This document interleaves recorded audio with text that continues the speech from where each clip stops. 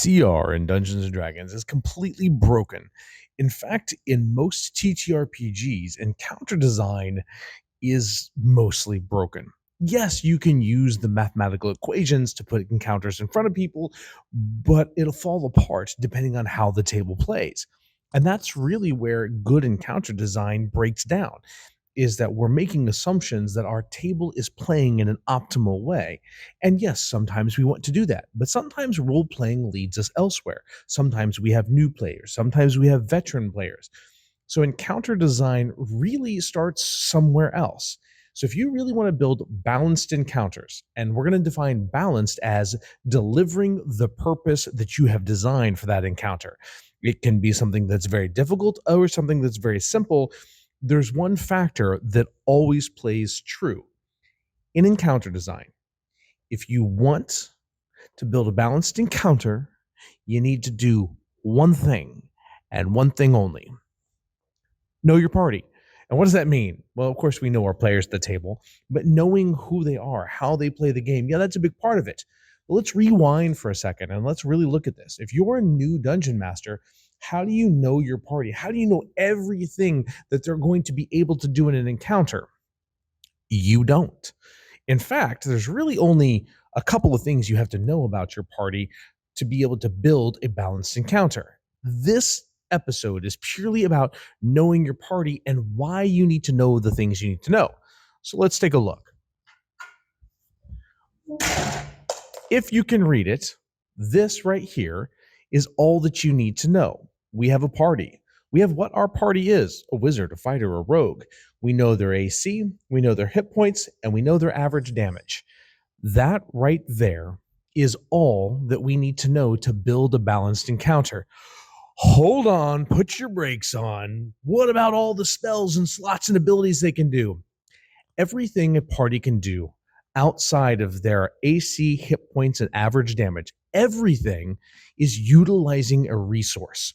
And resources are limited. Now, we could make a note of how many spells a wizard has and all of those kinds of things, but we don't really need to do that. And this is something that I encourage you as dungeon masters to practice. Practice balancing encounters on these couple of things. We know what the average damage of each player is. We know what their average hit point is. So when we put a monster on the other side of this equation, we know what it takes for us to hit them. We know how many times we can hit them.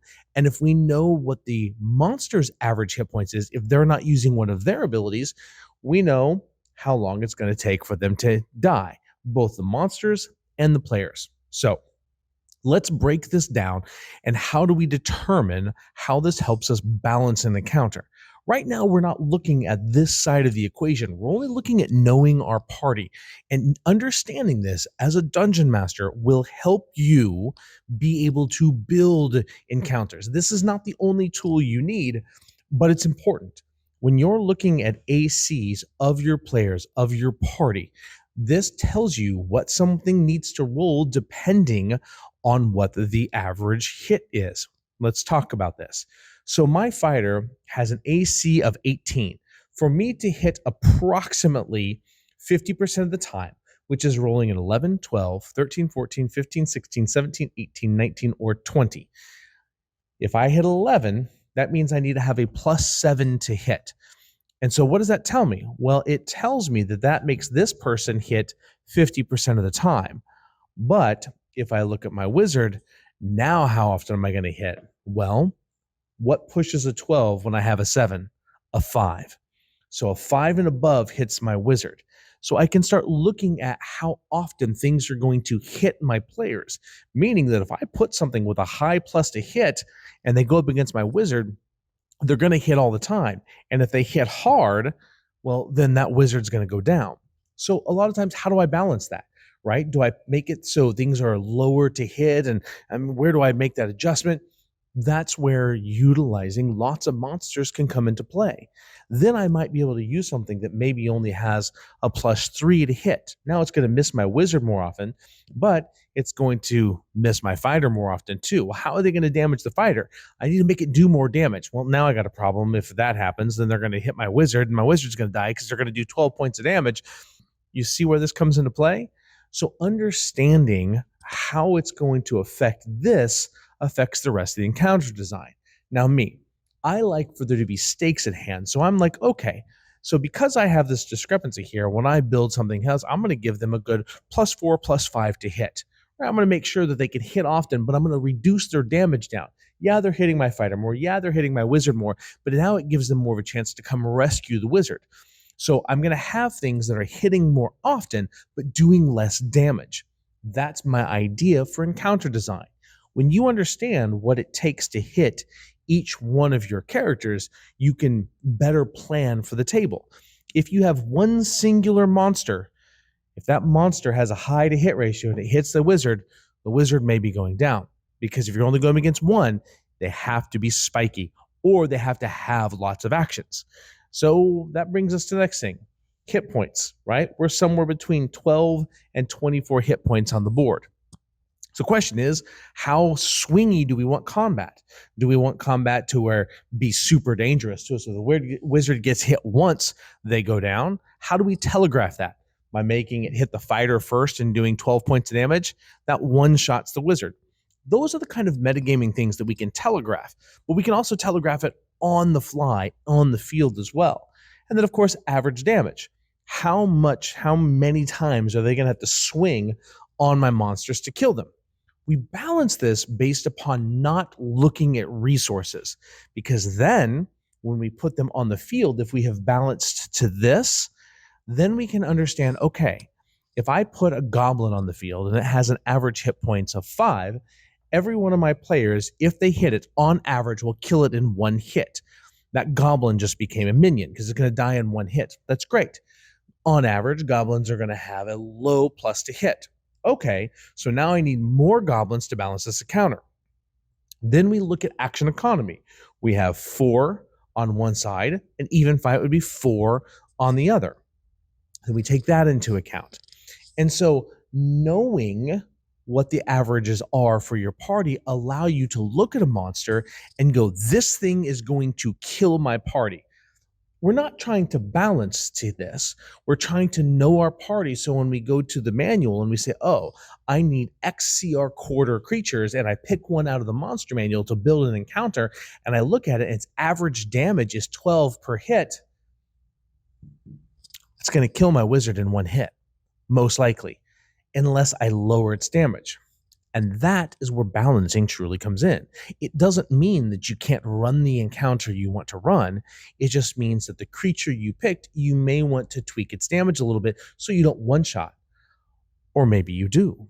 Maybe you run a truly deadly campaign and the party has to be aware of its surroundings or you do die. That is the thing that happens. And a wizard is squishier than a fighter. So if the party is not protecting its wizard in this encounter, maybe the wizard would go down. Maybe you're going up against 4 melee combatants coming at the fighter, and the fighter can stand there and take them all because the wizard's safe in the back. That's an encounter you can run. The wizard is going to have to use its abilities, maybe its spells, to keep the fighter along because they are all attacking this one character, meaning they are doing damage. And yes, maybe it does do 12 average hits, which means the fighter dies in 2 hits. Those are what allow you to understand before the fight happens how the fight could go.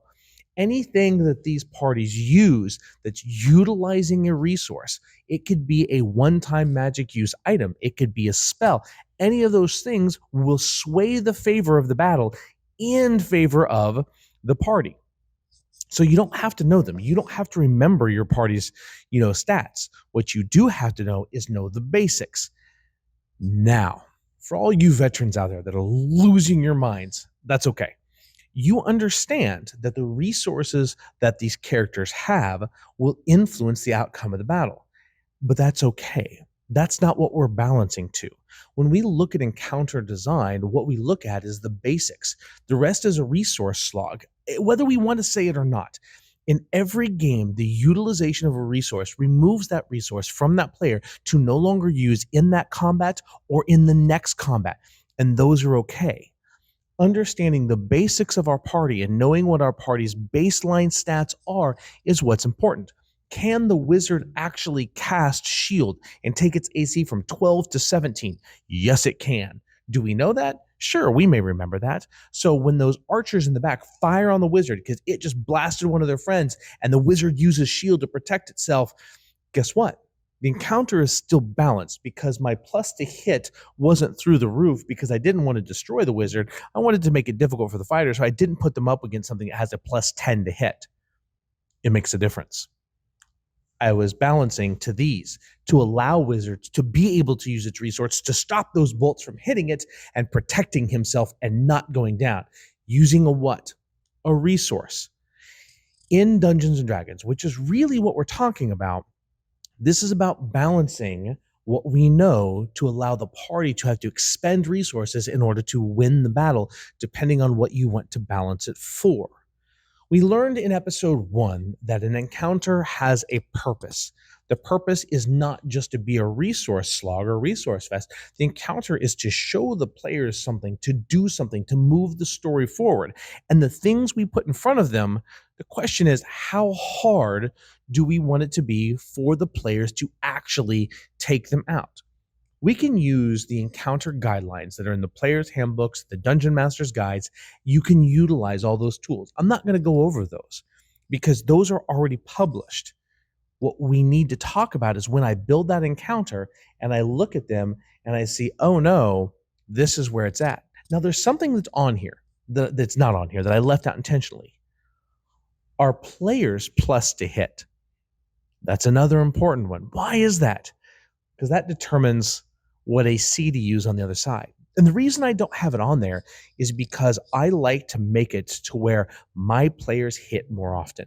I actually use lower ACs than what a lot of times the monster manual or the guides will tell me to use, because I want these guys hitting more often. I want them dropping their foes more often because it feels better to actually hit. But I will put them up against more bad guys that have higher hit points, depending on how I want it to feel. What's the purpose of the combat? Knowing your party, knowing the basics of your party and how they function is what helps you build encounters that feel better. You still use the tools at hand. You still look at CR. You still go, okay, I know that this is a party of 4. I need 4 CR quarter to do this. But then when I pull the creature out, and all of a sudden it's doing 2d6 damage plus 5, and I'm like, well, that looks awfully high for this. That would one-shot my wizard. I wonder if I could lower that damage and still make it feel real and feel good. And the only way you learn that is by trying it. Use that same stat block, lower its damage to 2d6, drop it to 1d6. Now you're not one-shotting the wizard. The fighter can take a couple more hits and see what happens. The party may utilize more resources to take them out if it was higher damage, but I'm not a fan of swingy combat. I don't like players dropping down and then popping back up. And in this one, they may not have the ability to do that. So it's something to keep in mind when you're building encounters. The first thing you want to do is know your party.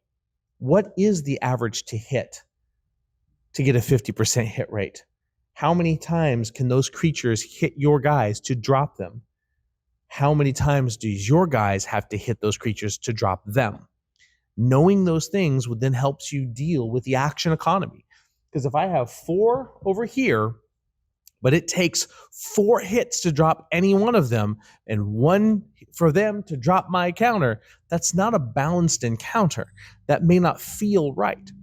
So knowing your party is part of it. Now, we're going to talk again on next episode on how to really deal with the actual balancing of encounters as far as mechanically goes and action economy and how that really sways things and how to feel about it, how to utilize certain things to increase the bad guy's action economy. But for now, this is just simply stating that when you get good at knowing your party, it allows you to think more about the encounter itself. Now, there's one more thing. We've talked about the stats of the party, but what about the players themselves? What about you as a dungeon master yourself? If you aren't very good tactically, then balancing the encounter may be easier for you because you're not really good at thinking tactically. Use monsters that just rush forward, that are easy to take out. That's the next step of this. You understanding your limitations and also understanding your party's limitations. I use much less tactical enemies when I'm playing with my daughter and her friends. They don't think as tactically. They just don't. It's not that they can't, it's just that they're not war gamers. When I'm playing with my brother and some of the content creators that are out there, yeah, we do a little bit more tactical battles because we're more familiar with it. So I build my things differently. But I always come back to knowing my party. What does it take to hit the characters? How much does it take to actually kill them? And how much damage can they do on average? I never look at their abilities, because when they start utilizing those abilities that refresh on short or long rests, I always plan on having multiple encounters, and we'll talk about that later. But knowing your party then lets you know, well, how much resources, how much does it take, how much damage can they take, what is their AC. Go with the basics. Balance to the basics. As a new dungeon master, balance to this, and you will learn the rest. To you veterans that are out there, stop thinking about all the rest, because it's just the party utilizing the resources. You understand what that means. If you balance to the basics as a veteran dungeon master, you know the moment they cast shield, when they're using action surge, they are depleting their resources. And we can talk about resource management later. Take a second, go back to the basics and know your party from not only basic standpoint, from what they're capable of, but for how they play on the table. Do those two things, and balancing encounters becomes a lot easier. Now, if you stuck around this far, understand one thing. I've said balancing encounters probably about 30 times in here, but I haven't said what that actually means yet. In the next episode, that's exactly what we're going to talk about. What does it mean to actually balance an encounter? So, we'll see you when? We will see you next time. It's been a while for that one.